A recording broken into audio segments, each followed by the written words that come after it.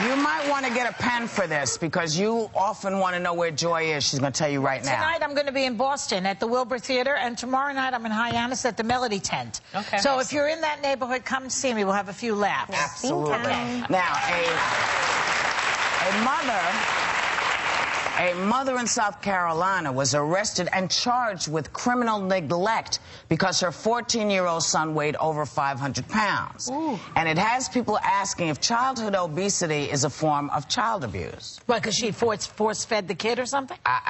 You know. Kept feeding him. Well, she said that she tried to put him on a healthy eating program, but he would just eat when unsupervised, is what she said. And also at school, he would eat everything that he wanted. Everything in sight. But 550. But how do you, being even in the school system that he's in, if they were noticing something, then I would assume that the school would maybe, when he's there, assume some sort of responsibility for maybe trying to help if they saw that he wasn't getting it at home, too. Well, I think they might have alerted the authorities, but should we start? They want to put the mother in jail or something? But like, why wait till now? It's like, at what point? Do it at 400 why pounds. Didn't? Yeah, I mean, well, no, the kid's 155 pounds. Help should have come way before, because now he's in a situation where it's going to be incredibly difficult for him. Well, the help should have come. They have all that stuff, the gastric bypass, the banding. Now there are places. No, but this I think when a child is eating like that, I think there's something else going on. So I think that maybe there should. Like I said, yes, but also I think with kids, there's a huge emotional eating component to when they're eating and obsessively eating, and I think that there should have been help before, and I'm confused as to what was on the show. Remember that guy that was on the show that lost all that weight, and he was saying that he got really big, and he was saying that he had gotten molested by a childhood friend, and then he just took it all out in his food. There's something behind But I know there's a family that lives near me, and their daughter is very, very obese, and I noticed that they never say no to this little girl. Everything they give her everything she wants, and it's always junk. And I never know. That's an issue with. Do you step in? You do not step in. You do not step in. But then you're going. At what point should an intervention have come in? I think that one of the reasons that children are in the shape that they're in is because parents do not know how to discipline and say no to their kids. And I don't know. I don't remember severely obese children when I was a kid. I don't remember it. We always had we had hefty folks, but we did not have folks where you go, I know that next step is going to kill you. But that's but now we're at the point where she's getting arrested. So I'm going, at what point should somebody step in and go, hey, I'm concerned about your child? Won't that just stress the kid out more and make him eat more if his mother's in jail? Of course, and I think it's also hard I think that's point, like he's going to have one less person to now maybe be attentive. I don't know. I also think that it's hard as a parent. Sometimes the tendency is to use food as punishment and reward is there. You know, and you hear time and time again not to do that. Yeah, because it's easier. It's like a television. It's like, and also too. Go ahead, Dawn. No, I was going to say, it's so funny the way we grew up. Remember, you had to eat everything on your plate? Oh, yeah. Because you had to, it was kids starving in Ethiopia. In Europe. Right. And do you know, I just have to tell you, do you know that once my mom used that on me? And what did you say? And I said, well, maybe we should send it to them. And what happened? What happened? She wasn't appreciative of my humor. Were there any ramifications from that statement? Did you ever make it again? I never made the statement again because all my mother ever had to do was slide one eye towards me. You know, because, you know, some parents say, I will knock the black off you. My mother never had to say a word. If I stepped in it, the black would just fall off. It would, because, you know, I knew. Because all she would do was this.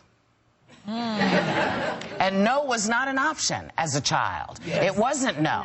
And that's why that's why I wonder, you know, if folks need some help with their parenting skills, because this woman sounds like she has tried to do stuff, but it sounds like she doesn't have full control of her family. Isn't it also a responsibility upon food manufacturers and people putting it out? I mean, you see these commercials for kids' food. You know, I'm watching the kids' programs, okay, and the commercials come on for different foods for them. And there's been a movement to take out trans fats, etc., caramel coloring, modified, high fructose corn syrup, which studies have been conflicting there. But, you know, it's something that I think overall, I think it needs to be a multidimensional attack on the food that the kids are are actually eating and making it better for them. Do kids have gym class now? Do they take out their first thing to go? No, They take out recess. You can't play dodgeball. You know, you burn some calories hiding from a ball coming out your People's head. taxes don't want to go up. That's why they don't have all these programs. But here's the thing: your taxes are going to go up anyway. You know, you're paying taxes for schools whether your kids go or not. So you should have some. You should have some say. It's an economic thing also too. They make it so that you can go to a fast food restaurant and get supersized everything for 99 cents on Wednesday for all the kids. You know, as opposed to getting the fruits and the vegetables. Well, if you got 6 kids or 5 kids, you know, it's easier. But the responsibility of the chemicals in the food, and all of the things we're talking about going to school and not having recess and have those things, those are things we can actually change. We, the people, can actually fight this battle.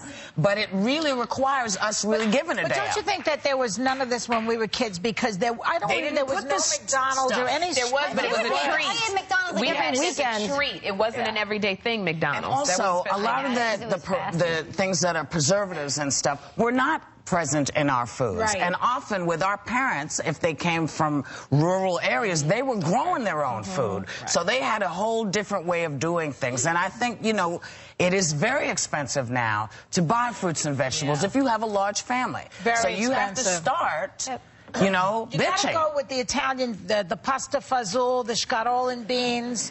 These are the items. Very healthy. Very and filling. cheap. Very filling. Beans you like a lot, the more you eat. Let me tell you the next thing. Do you guys, speaking of food, do you guys have any friends who never pick up a check when you go out? You know, you say you're going to dinner, you all go to dinner. This is the one person that never seems to be able to go in their pocket and come up with a buck. It's always after they've eaten. And the check comes, and they go, girl, you know what? I left it. Then can you? And it's always that I'll get it next time. Or they go to the bathroom. The bathroom.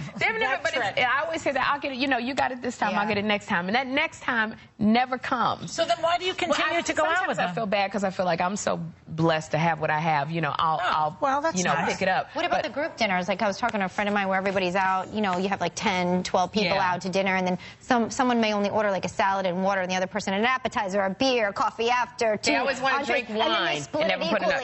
Like, what? Well, you know what you can do? This might help. Is if you're going to dinner with a group, you say, okay, everybody puts in $20. Yeah. Everybody puts it at the beginning of the meal. Because I ask the wait. What I do, if it's more than 6 or 7 people, I ask the waitress to split it up into 3 people. You do, 3 people on each check. And then that way it doesn't get as mixed up as if it's a whole group of 15. I say if we have $20 apiece and we still can't afford the check, there's a problem.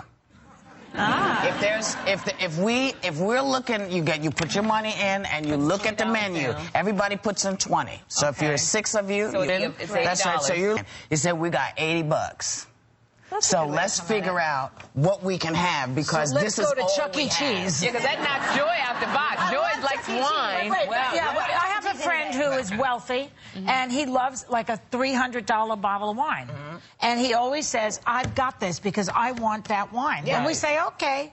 But the other thing you can do is when the check comes, you pick up the check and you look at it and you say, okay, here's mine. I owe $50. Put it in. That's the end of the conversation. But a lot of people don't. They don't have to do it first. You know what? I see. Whatever we do first, we're going to do it with you. Because when we come back, we're coming back with the incredible Kevin Spacey. Love him.